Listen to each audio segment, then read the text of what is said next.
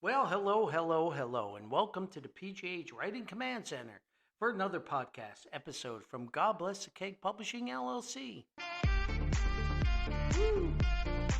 And I am John Hausleben of God Bless the Cake Publishing LLC, and I am the flagship author, chief photographer, chief cook, bottle washer, music reviewer, music critic, kind of do everything guy for God Bless the Cake Publishing with a little help from my friends. And I am your podcast host for this podcast episode today. And if you are a first time listener, then welcome. If you are a repeat listener or a subscriber, well, then welcome back. And this podcast episode is proudly sponsored by Corporate Facilities Group Incorporated, the leader in technical consulting, facility management, facility maintenance, property services, property maintenance throughout America. And now CFG is proud to announce a new initiative, a new department, pre-construction and estimating services on your construction projects for residential development, residential housing, and light commercial, headed up by the great Steve McMillan at CFG Incorporated. And we thank CFG for sponsoring the podcast. You can check them out at the web on www.corporatefacilitiesgroupfigure1.com. www.corporatefacilitiesgroup, that's the number 1.com. And we thank Lydia and Steve and Liliana at CFG Incorporated for sponsoring the podcast. Thank you. So, my previous podcast had an awful amount of levity associated with it. I'm playing my kazoo and having a good time and answering questions for the email. And this podcast is much different. My vibe is much different. My energy is much different. And that's because I look at the date and it's 9/11 and 9/11. Wow, 9/11/2001, right? 24 years ago. That fateful day, 24 years ago. And it hit me, and I hope I'm not wrong about that. I don't think I am. But it hit me this morning. And I struggled with this the whole last night and yesterday and today. And I just struggled with the whole thing because I had made a mention in the last podcast that perhaps if I had the energy and I had the time and I had the commitment, that I would record a podcast about some of my 9/11 memories. And I made it every single excuse possible to not do that. I really did. Yesterday, I came home from work and I was tired. It was a long day at my primary source of income, and I said, you know something, Paulie, I'm just going to listen to the Yankee game and hit the hay early and ignore this whole thing. And sometimes what you say comes back to haunt you. It's kind of like in a post now deleted on social media, XY24-7. Any rate, I realized in speaking to a young person today, early on 9/11, after ignoring the anniversary to that point. And those of you that know me or might work with me or know of my antics know I'm an early riser. I mean, I get up at 3:30 in the morning. I have for 35 years. And by the time 8:30 or 9 o'clock comes around, I've had a half a day. I'm ready for pizza and beer. So I spoke to this young person, and she happened to mention first 9/11. I was like, oh, yes, it is 9/11. And then she interjected that she was only, a few months old, just a few months old when the fateful day occurred, a day that changed history. Whether or not you were in New Jersey, as I was, northern New Jersey, New York, Connecticut, in that whole metro area, or down in by the Pentagon, or by chance out in Pennsylvania where the other plane crash occurred, whatever. It touched everybody's lives. And I was like, wow, my goodness. I'm now working with a person that has no knowledge, was not even cognizant when this occurred. So once more, Father Time undefeated, right? Father Time is undefeated, and time marches on. And I hope and I hope and I pray that we'll never forget. And I don't think we will. I mean, I hope. I mean, it's the deadliest terrorist attack in human history. And what's the definition of a terrorist attack? Terror is exactly what the word says. I'm a writer, so terror, to invoke terror. And that's the September 11 attacks are the deadliest terrorist attacks in human history. That's mind-boggling. And me being in northern New Jersey, and I thought long and hard about this podcast of how I'm going to approach it. I could tell 1,000 stories. This could go on and on and on, because the one thing that I remember about September 11th in 2001, let me say it correctly, is it was the most perfect early fall, late summer day. The skies were perfectly clear in New Jersey and New York, and I'm sure that section of Connecticut. I can't say what they were like in Virginia. It's 200 miles away. But it was like, oh, goodness gracious, summer has gone, and I don't like the summer, and this is just this most glorious day with no clouds. I mean, it was blue sky and perfect, and it was crisp, and maybe 50, 55 degrees when we first started early in the morning, and it was just the most glorious day weather-wise. And I happened to be working on a rooftop at the world-famous camera manufacturer, and I was in Ramsey, New Jersey, on top of this roof working on an HVAC unit. And at this point in my career, I'm in charge of facilities and corporate security for this big corporation, and we had this heating and air conditioning issue, and I'm up there on the roof with a serviceman who I knew for years and years and years, my regular serviceman, and we're working on this unit, and I happened to look over, and we're up on a high ridge, and I Googled it to make sure. 31.6 miles from Lower Manhattan, from number 1 World Trade Center. So on a clear day, I'm looking straight down. I can see the Tappan Zee Bridge. I can see Lower Manhattan. I can see Midtown. I'm looking straight down, and I say to my buddy, I said, geez, John, there's a heck of a fire down there in Lower Manhattan. And he looks up from what we were working on, and he's like, oh, man, wow, wonder what's on fire. And then just what seemed like a few minutes later, my two-way radio goes off, and it's my boss. And I look back at Lower Manhattan. Now there's 2 fires, and there's like this smoke all over the place. And I'm like, my gosh. And as an old military radio guy, I was like, John, that was my partner, John, the great John Connolly. God rest his soul. Rest in peace, John. Love that man. And I said, John, something's going on, man. And my radio goes off, and it's my boss, and he's like, Paulie, you need to get over to the corporate headquarters, which was across the street. And he says, we got trouble going on here. And I knew that it was this was not just a fire. Something was happening. I knew right then and there in my heart we were under attack. And like I said, I could go on and on and on. Our company had offices there in the World Trade Center. And you have to understand, I pulled the stats, and maybe folks who, might be divorced from it or live in Utah or California or don't understand New York City or Lower Manhattan or northern New Jersey or that parts of Connecticut, Fairfield County, whatever. So many people worked there at the World Trade Center. So many people. So many people commuted. It's a way of life. And I looked at the stats. 2,603 folks lost their lives at the World Trade Center that day.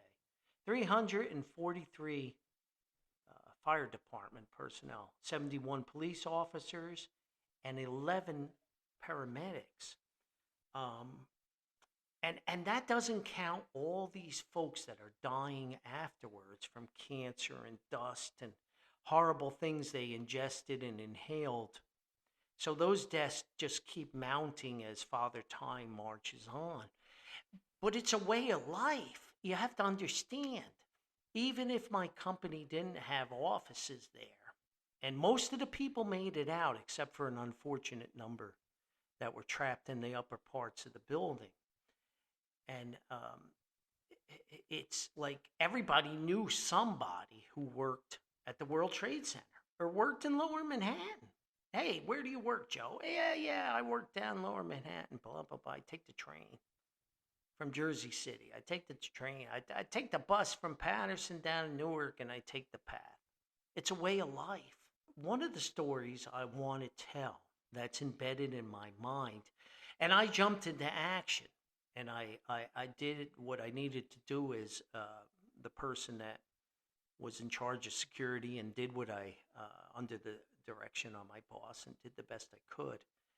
But it was so profound. It was so mind-boggling. We stopped business and we just, paused and we tried to figure all this out and tried to understand what was going on. And nobody understood. I mean, I'm seeing F-16s. I'm seeing F-15 flying combat missions in the metro area. So as a rudimentary, just a radio guy, I was like, this is not good. This is not good. And, but what sticks in my mind, and a lot of things do on this day, the memories are so profound, was we had a receptionist, and her name was Janet. And I knew her husband worked at World Trade Center #1. And he didn't work for our company there. He just worked for somebody else. And she refused, even though we closed business for the day, to focus on folks getting in touch with their loved ones and getting in touch with our remote office there and triaging what we needed to do and doing what we needed to do through security and human resources and caring about people and just being human beings. This gal, Janet, refused to close the switchboard. She said, no, Paulie, I'm going to keep working. I'm just going to take calls. My husband will get in touch with me when he's able to do so. And she did. What a warrior. And, the day wore on. And you have to understand that as much evil as existed on that day, there's so much good too. And I could go on, but I parked my maintenance truck, which was equipped with business band radio and also my personal ham radio. And I advertised that I would do the best I can within the time I had, because I was going to try to make it down to Manhattan, which was hopeless, absolutely hopeless. But I opened up the radio bands, and folks lined up outside the maintenance truck, and they're like, Paulie, my aunt works there, my husband works there, my son, my brother, my cousin, blah, blah, blah. And I'm taking this information and going out on repeaters on my fellow ham radio operators, and 2 meters and 6 meters, and trying to find folks who might be in strategic locations. And you have to understand, within 5 minutes, 10 minutes of all this nonsense and this horribleness and this mayhem and this disaster occurring, the cell phones didn't work. The payphones didn't work. The landlines didn't work. All you got was busy signals. There's no buses. There's no trains. There's no subways. There's nothing. Everything is a catastrophe. And I think that's what hits hardest. You're an ordinary G.I. Joe going to work, G.I. Jane, and you kiss your loved one goodbye. You're one of the 2,603 folks who kind of figure this is just an ordinary day at work, honey. I'll see you at the end of the day. It never comes home. Think about it. Never comes home. And the Marine Corps couldn't protect you, and the Army, and the Coast Guard, and the Air Force, and the Navy, and the President, and the Vice President, and NORAD, and the police, and the fire department. You were on your own. It was a catastrophe of monumental proportions, and no one knew how to deal with it, including me. I'm just a ham radio guy. I'm just a radio guy. I'm in charge of security for this corporation. I don't know what to do to help these people who are sobbing and crying in front of me. So I do what a radio guy does. I get on the radio, and I was like, let me do what I can do. And I'm relaying messages as much as my time allows, and getting ham radio operators, and they're going to go to people's houses. They're going to knock on doors. They're going to do what they got to do. And I helped a lot of people, and my fellow hams helped a lot of people too. And that's why amateur radio exists. Because when everything else goes down the old crapperooski, we get through. And I think maybe 50, maybe 60 people heard from their loved ones. So to get back to Janet on the reception desk, she refused to give up. And her husband, as many, many others, no buses. He took the bus in or the train or whatever into Manhattan and couldn't get out. So he walked up the West Side Highway up to the GW Bridge and walked across to Route 4. And I know there's an enclave of ham radio guys who lined up on the other side of the bridge and were intercepting people and saying, hey, where do you live? Where do you live? Oh, I live in Ramsey. I live in Mawa. I live in Fair Lawn. Let's see if we can get somebody on the horn. We got a lot of hams in Fair Lawn. We got a lot of amateurs, the Fair Lawn Amateur Radio Club. We can knock on some doors and let them know that you're safe. This is the good. This is the good amongst the evil. This is Americans bonding together to do what we do in terrible situations. And I've seen it. I've been part of it. And Janet's husband just magically walked up to a payphone on somewhere on Route 4, and no calls went through, and he happened to put some coins in the thing, and he dialed the switchboard at the company, and Janet answered. And I remember the tears, and I just vividly remember her telling me that her husband was okay. He made it. And I know of at least 10 people who made it out of the World Trade Center. I work with one on a daily basis. I work with one person who worked there and called out sick that day.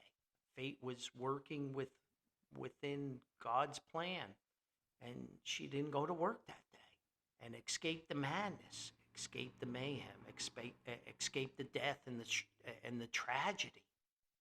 So, I look back and, I see the good. Yes, lots of evil, lots of horrible things, lots of death, lots of horrible, horrible memories. But amongst the horrible memories, good shines. God's grace comes through no matter what. And that's what I choose to dwell on. And I hope young people like the young person I talked to early this morning research and understand something that occurred before they were even born or cognizant of what was going on. And I hope it never fades. I don't think it will, and I hope and pray it doesn't. But, I think and I saw the Bridgeport, Connecticut Fire Department rushing down 95 to backfill fire stations that the firefighters had to go into the city. And I saw ambulances and fire departments from the Poconos in Pennsylvania coming to backfill fire departments in New Jersey that dispatched to the city to do what they could do. And I saw ambulances and paramedics and volunteers coming from Philadelphia, Delaware, upstate New York, Connecticut, Massachusetts, New Hampshire, coming down to do what we do in situations like this to help. And I can remember going to the village square in the little city where the corporate headquarters was for the company I worked for. And people were donating food and medical supplies and shovels and pickaxe and tools. And they put them on a fire truck and zoomed down to Manhattan to maybe help dig in the rubble, find somebody. This is an attack, and it's something that, yeah, Pearl Harbor, Hawaii, attack on American soil technically, but, like the stats say, the deadliest attacks in human history. So, amongst the evil and amongst the horribleness, there is a profound amount of good, be it ham radio operators or be it people walking across the bridge and calling their loved ones. And it gives you hope, and it makes you understand that every single day you have to be thankful for the things that God gives you. As a photographer, I've been very, very lucky to look through the lens and see God's creation. Beautiful trees, beautiful sunsets, the ocean, the forest, the mountains, beautiful gardens and flowers and human bodies. God's creation. And I dwell on that rather than dwell on the bad and the evil and the horribleness, because I've seen the good. And I've seen the Father walking into our church. His son perished as a firefighter in 9/11. And you want to talk about heart-wrenching as you watch the Father walk into church to pray, wearing his son's firefighting gear, his number, his helmet. I'll tell you, there's not enough tears in the world. But the man, he came to pray, and he came to find solace, and he came to find the good amongst the bad. And I think if you probe deep enough and you look deep enough, you can look past the evil and you can look past the good. And no, you don't want to ever forget, but you want to understand that as bad as things can be, they can also be really good. Joy, hope, love of your loved ones, your family, your friends, your coworkers. Be thankful for those beautiful sunrises, those beautiful sunsets, a book you read, your baseball team wins a game. Simple joys are so profound. And things like 9/11 make you think about not only how awful it can be, but how great this world can be. So, as part of this whole episode, which made me kind of avoid recording this podcast, about 5 o'clock on the 10th of September, I received this message through social media. And I was like, what's this? And I opened it up, and it's a listener to the podcast and a follower of mine, maybe a reader of the books, I don't know. And she said, Paulie, tomorrow's 9/11, and today has been a very, very difficult day. There's been a lot of tragedy in the news, both on the 10th and all kinds of, there's always something. I wish somebody would have the positive news rather than the negative news, but that's not the way this world is. And tragedies and shootings and horribleness and wars and bombings. And she said, Paulie, it was a tough day.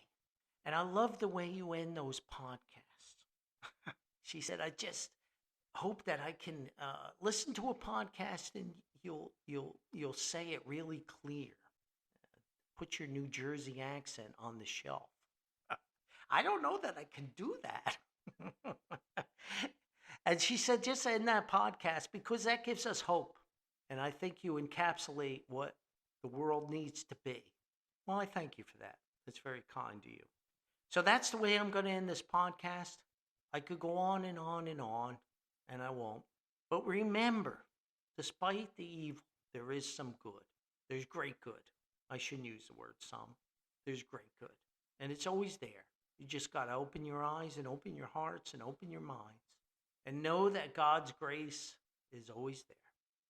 So here you go, listener. I'll do my best. Hey, please be kind, be gentle, be very tolerant. Remember, kindness is for free. Spread kindness around as much as you can. It can only help to make this world a better place. Thank you. But hey, what do I know? I'm just a guy from Paterson, New Jersey. Thanks for tuning in, and we'll see you next time. Bye-bye.